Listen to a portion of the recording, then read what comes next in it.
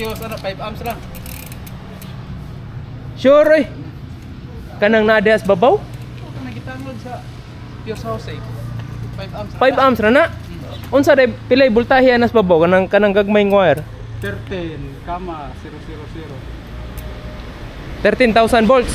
Unya pag step down naiwan ang 220. 380 ang nanaog. Unya ang input 13,000. input 13,000. 380? 380 ang naog. Gyud sa may pag-convert og 220.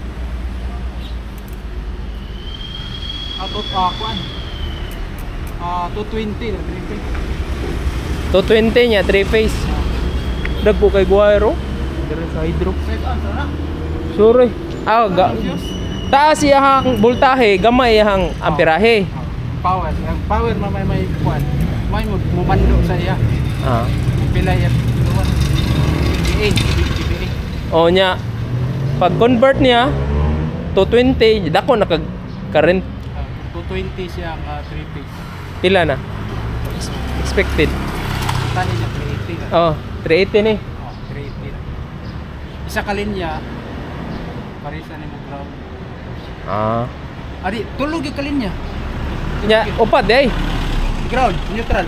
Yan, ground neutral. Isa ka neutral. Na kay neutral, lahi sa gikuha neutral. Neutral gid siya. Gikan sa alin nga gid. Aw na day linya na neutral day. Neutral, ground.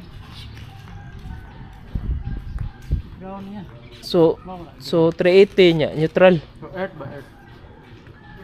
Ah, sa usa na earth yun. Pero gikan siya sa Earth electric. connector. Kung may gidritso lagi das ubos. Tusok rin, di hapon tusok ko lang. Ah, tusok lang. Amo de, nay daghang kang chlorine. Hydro Bioenergy Corp. Amo de.